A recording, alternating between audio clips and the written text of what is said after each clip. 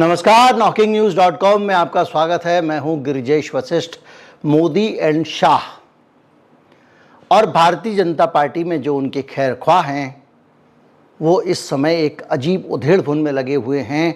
अगर उन्होंने एक खास तरह का लक्ष्य पूरा नहीं किया तो हो सकता है कि 2024 के चुनाव के बाद अगर कांग्रेस पार्टी उन्हें हरियाणा में कामयाब नहीं रही तो भी नितिन गडकरी या किसी और के प्रधानमंत्री बनने के आसार हो सकते हैं। राजनाथ के नाम पर सहमति हो सकती है, लेकिन मोदी और शाह के लिए दिक्कतें बढ़ सकती हैं। ये जानकारी आपको चौंकाने वाली लग रही होगी, लेकिन इस जानकारी पे हम जैसे जैसे आगे बढ़ेंगे तो आपको ये गणित समझ में आएगा जो ये कहता है कि आने वाले समय के लिए एक बड़ी चुनौती है और वो चुनौती है पूर्ण बहुमत की। और उस पूर्ण बहुमत को लाने के लिए मोदी और शाह किस तरह परिश्रम कर रहे हैं। कहीं मत जाइए, चैनल को सब्सक्राइब कर लीजिए। मैं अभी हाजिर होता हूं।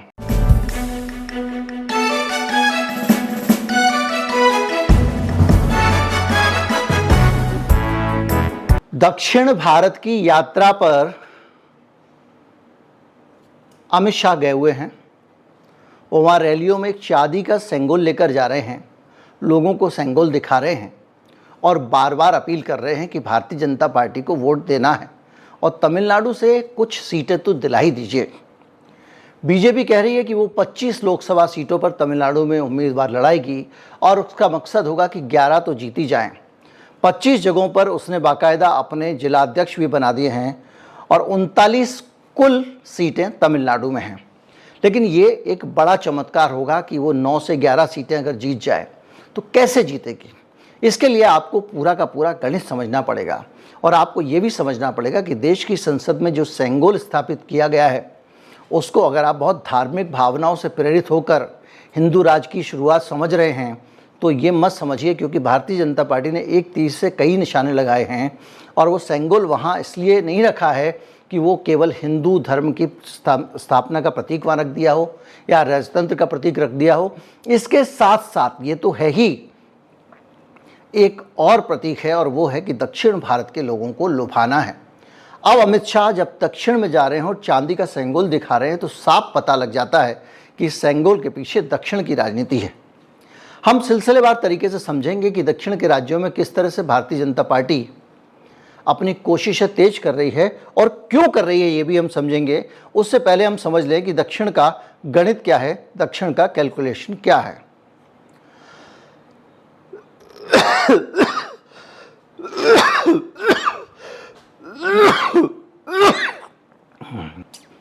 दक्षिण में जिस पार्टी के साथ भारतीय जनता पार्टी जाना चाह रही है चुनाव में, उस पार्टी की जो स्थिति वो ये है कि वो राज्यसभा में उसके पास कुल 4 सीटें हैं, लोकसभा में उसका एक भी मेंबर नहीं है और तमिलनाडु विधानसभा में भी 234 में सिर्फ 62 विधायक AIADMK के हैं।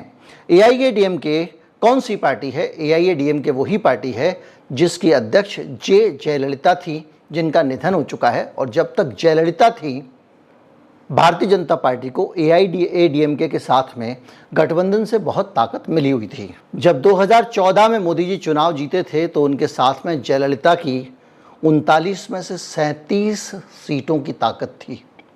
तमिलनाडु की 2 छोड़कर सारी सीटें AIADMK के पास थीं।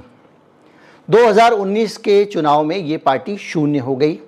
DMK सत्ता में है और DMK किसी भी तरह से भारतीय जनता पार्टी के साथ उसकी पार्टनरशिप का कोई किसी तरह का आसार नहीं है। तो अगर आप थोड़ा सा कैलकुलेशन में जाएं, गणित पे जाएं, तो अब बीजेपी को लगने लगा है कि उत्तर भारत में उसकी स्थिति उतनी अच्छी नहीं रह गई है। इसको भी हम आंकड़ों की मदद से समझेंगे। पहले आंकड़ों पे जाएं, उससे पहले मैं आपको बता देता हूं कि किस तरह से केरल में अब चर्च के फादर्स के साथ में भारतीय जनता पार्टी नज़दीकी बढ़ा रही है और उसका मकसद वही है, जैसा मैंने बताया, हरियाणा में गैर जाट को इकट्ठा करके उनकी घेराबंदी करना या यूपी में गैर यादव को इकट्ठा करके उनकी घेराबंदी करना। उसी तरह से केरल में जो गैर मुस्लिम हैं उनको इकट्ठा करने की कोशिश हो रही है। आरएसएस की उग्र गतिविधियां केरल में पहले से चली आ रही हैं। आप जानते हैं किस तरह से कत्लेआम, मारकाट, हत्याएं वामपंथियों और आरएसएस के बीच में होती हैं। हालांकि यहाँ प्रचार किया जाता है कि वामपंथी आरएसएस वालों को मार रहे हैं, लेकिन मरने वालों की संख्या करीब करीब बराबर है अगर आप आंकड़े निकालें तो वहाँ का जो चर्च है उसके साथ में, कैथोलिक चर्च के साथ में भारतीय जनता पार्टी की नज़दीकियाँ बढ़ रही हैं और वो चर्च के जो लीडर्स हैं वो चाहते हैं कि भारतीय जनता पार्टी को साथ ले लिया जाए और भारतीय जनता पार्टी चाहती है कि उनको साथ ले लिया जाए। तो केरल में जो ईसाई हैं, देखिए ईसाइयत का इतिहास भी, जैसे इस्लाम भारत में मैंने वीडियो बनाया हुआ, मोहम्मद साहब के ज़माने में ही आ गया था। जो लोग कहते हैं ना तलवार की धार पे धर्मांतरण जैसी बातें एक काल्पनिक बातें हैं। सच ये है कि बहुत समय पहले जब ये मुसलमान हमलावर भारत आए थे, या कहें कि जो राजा आए थे यहाँ पे, जिन्होंने यहाँ पे राज किया कई सालों तक, उससे भी बहुत पहले इस्लाम भारत में था। उसकी निशानियाँ भी हैं, मेरा वीडियो आप देख लीजिएगा। इसी तरह से रोम से भी पहले क्रिश्चियनिटी भारत में आ गई थी। भारत में सेंट थॉमस ने अपना पहला चर्च जब बनाया था केरल में, तो रोम से भी पहले की बात है, शायद शताब्दी में भारत में पहला चर्च बन चुका था। यानी क्रिश्चियनिटी भी भारत में बहुत पुरानी है। तो केरल में एक बड़ी संख्या ईसाई धर्मावलंबियों की है और भारतीय जनता पार्टी अब उनके साथ में रिश्ते बेहतर करने की कोशिश कर रही है। अब केरल और तमिलनाडु में भारतीय जनता पार्टी इतना जोर क्यों दे रही है, इसको समझने के लिए आपको कुछ आंकड़े समझने पड़ेंगे। और जो आंकड़े हैं कि लोकसभा में वर्तमान में भारतीय जनता पार्टी की स्थिति क्या है, उसके आंकड़े हैं। आज की तारीख में गुजरात में 100% लोकसभा सीटें बीजेपी के पास हैं, 26 में से 26 सीटें। राजस्थान में 25 में से 25, 100% लोकसभा सीटें बीजेपी के पास में हैं। मणिपुर में 100%, हिमाचल प्रदेश में 100%, हरियाणा में 100%, दिल्ली में 100%, चंडीगढ़ में 100%, अरुणाचल प्रदेश में 100%, उत्तराखंड में 100%, चंडीगढ़ में 100% और मध्य प्रदेश में 96%। यानी 29 में से 28 सीटें मध्य प्रदेश में बीजेपी के पास हैं। कर्नाटक में 28 में से 25 सीटें हैं। झारखंड में 14 में से 12 हैं। उत्तर प्रदेश में 80 में से 62 हैं। असम में 14 में से 9 हैं। महाराष्ट्र में 48 में से 23 हैं। वेस्ट बंगाल में 42 में से 18 हैं। अगर आप इस पूरे कैलकुलेशन को देखें तो आपको ये समझ में आएगा कि भारतीय जनता पार्टी सीटें लाएगी कहाँ से। अब आप थोड़ा सा हिसाब लगाएं कि जो सीटें उसके पास ऑलरेडी हैं उसमें से उसकी सीटें कहाँ कम हो सकती हैं। अकालियों के साथ में पंजाब में उसका गठबंधन था। अब पंजाब में अकालियों की क्या स्थिति है आपको पता है, करीब करीब समाप्त प्राय। 14 में जयललिता के ज़रिए उनके पास ताकत थी, 19 में उन्होंने बूम कर दिया तो उसको उन्होंने कंपनसेट कर लिया। लेकिन आपको क्या लगता है, इतने समय से कांग्रेस में की सरकार राजस्थान में है, क्या वो कुछ सीटें नहीं निकाल पाएगी लोकसभा की राजस्थान से? आज सारी की सारी बीजेपी के पास हैं। आपको क्या लगता है कि मणिपुर में वीरेंद्र सिंह जो वहाँ के मुख्यमंत्री हैं उनके खिलाफ जितना गुस्सा है, उसको देखते हुए उसके बाद भी क्या भारतीय जनता पार्टी वहाँ से सारी सीटें निकाल लेगी? हिमाचल प्रदेश में कांग्रेस की सरकार आ चुकी है, बीजेपी वहाँ से जा चुकी है और वहाँ की सारी सीटें बीजेपी के पास हैं, तो वो सीटें भी कुछ कम होंगी। अगर आप हरियाणा में जाएं, हरियाणा में भी एंटी इनकम्बेंसी बिल्टअप हो गई है, ये पहलवानों वाला मामला भी आ गया है, दूसरी चीज़ें हैं। सभी सीटें 10 की 10 हरियाणा की भारतीय जनता पार्टी के पास हैं, कुछ कम होंगी। चंडीगढ़ की 1 सीट है, उसको आप मान लीजिए वो कम होगी तो शून्य हो जाएगा, अलग बात है। अरुणाचल में सभी 2 सीटें हैं। उत्तराखंड में 5 की 5 सीटें हैं। कुछ भी बदलाव हुआ कुछ कम हो सकती हैं। इसी तरह से चंडीगढ़ में 1 सीट है, मैं आपको बता ही चुका हूँ। मध्य प्रदेश में 29 में से 28 सीटें। मध्य प्रदेश में भारतीय जनता पार्टी विधानसभा चुनाव हार चुकी है। उसके बाद आज की स्थिति यह है कि एक लंबी एंटी इनकम्बेंसी है। 18 साल से शिवराज सिंह मुख्यमंत्री हैं, तो वो उस एंटी इनकम्बेंसी के बीच में अगर कुछ सीटें भी, और ख़ास तौर पे ज्योतिरादित्य सिंधिया के हटने के बाद, भारतीय जनता पार्टी और ज्योतिरादित्य सिंधिया के मिलने के बाद जिस तरह की तनाव की स्थितियाँ हैं, उसमें भी कुछ सीटें कम हो सकती हैं। लेकिन मैं ये नहीं कहूँगा हो ही रही हैं। कर्नाटक में भी 28 में से 25 सीटें हैं। अब कर्नाटक का एक बड़ा राज्य है और वहाँ किस तरह से भारतीय जनता पार्टी की हालत ख़राब हो चुकी है। झारखंड में 14 में से 12 सीटें हैं। सरकार वहाँ भारतीय जनता पार्टी की नहीं है। उत्तर प्रदेश में 80 में से 62 सीटें हैं। और इस बार ये माना जा रहा है कि बहुत स्ट्रेटजिकल तरीके से लोग वोटिंग करेंगे हाल के घटनाक्रम को देखते हुए, लेकिन हम ये मान लेते हैं कि चलो वहाँ की सीटें 19-20 हो भी सकती हैं, नहीं भी हो सकती हैं। असम नॉर्थ ईस्ट का राज्य है, महाराष्ट्र में 48 में से 23 सीटें थी बीजेपी के पास, मान लेते हैं कि वहाँ एक आध दो सीट एक्स्ट्रा हासिल कर लेगी। हालांकि अभी जो हालात हैं, कल ही परसों मैंने आपको जो सकाल का सर्वे बताया था उसके हिसाब से तो भारतीय जनता पार्टी की स्थिति और ख़राब होने वाली है। सर्वे कह रहे हैं कि वो हारने वाली है अगर आज चुनाव हुए तो। इसी तरह से पश्चिम बंगाल में विधानसभा चुनाव हारने के बाद ममता बनर्जी की जो ताकत है, उसके बाद जो 18 सीटें भारतीय जनता पार्टी ने जीती थी, जो हवा बनाई थी, उस हवा को तो अब लोगों ने देख लिया।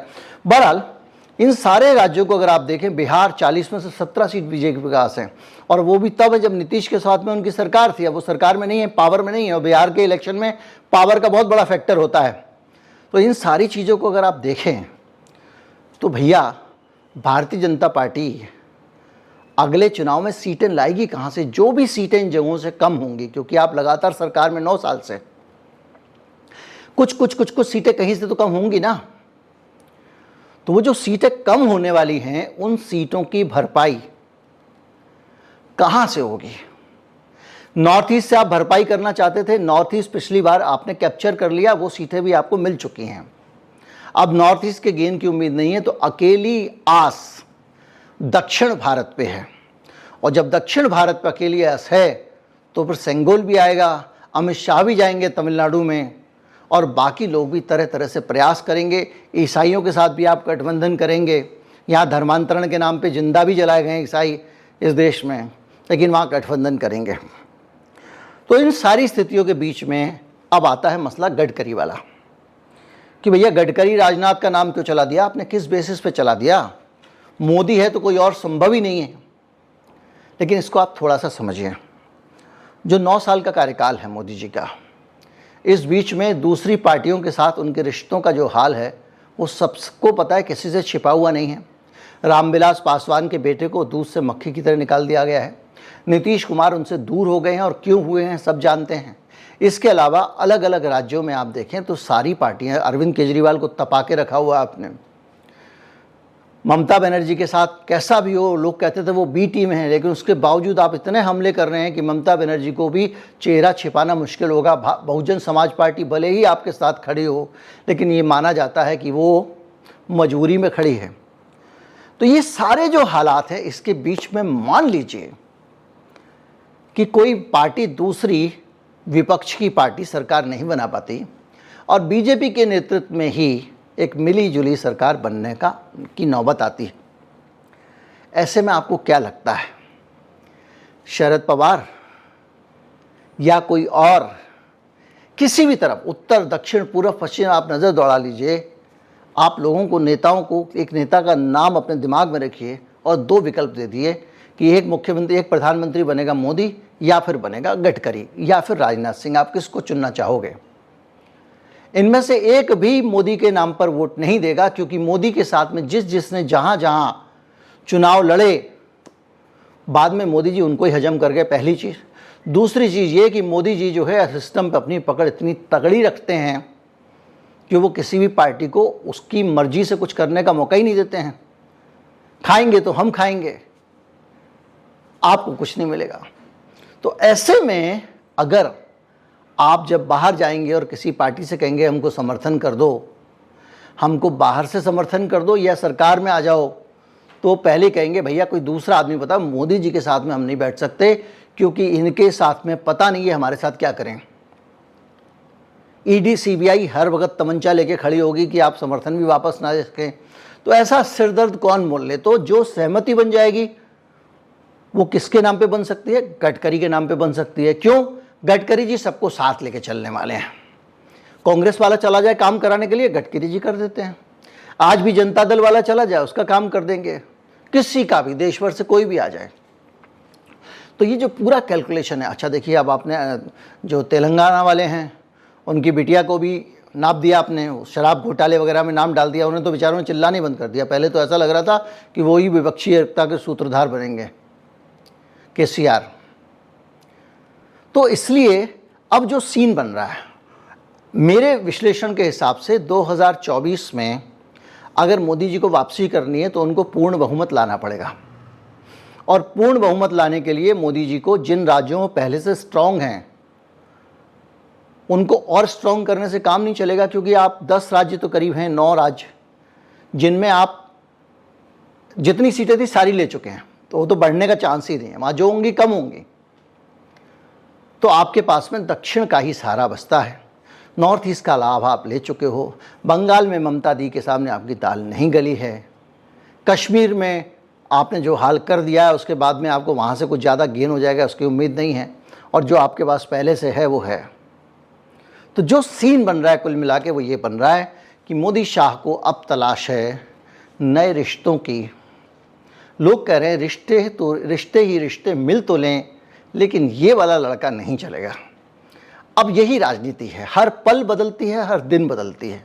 हो सकता है कल मैं आपको कुछ और बता रहा हूँ, कुछ और नए हालात आ जाएं, लेकिन अभी तो यही है कि देश की संसद में सेंगोल इसलिए रख दिया गया कि दक्षिण के वोट मिल जाएं, ईसाई मिशनरियों के साथ में, ईसाई चर्चेस के साथ में हाथ मिलाया जा रहा है ताकि केरल में एक वजूद बन जाए, कुछ सीटें मिल जाए जिनके आधार पर हम वहाँ पाँव जमा सकें। कर्नाटक एक था दक्षिण में, वो हाथ से जा चुका है। तो जो भी है, एक तस्वीर ऐसी है जिसमें 2024 बहुत मुश्किल लग रहा है, और किसी भी तरह से अगर 2024 जीत भी जाते हैं तो मोदी जी का प्रधानमंत्री बनना और ज़्यादा मुश्किल होने वाला है, और इसीलिए ये भागदौड़ चल रही है। नमस्कार, जय हिंद।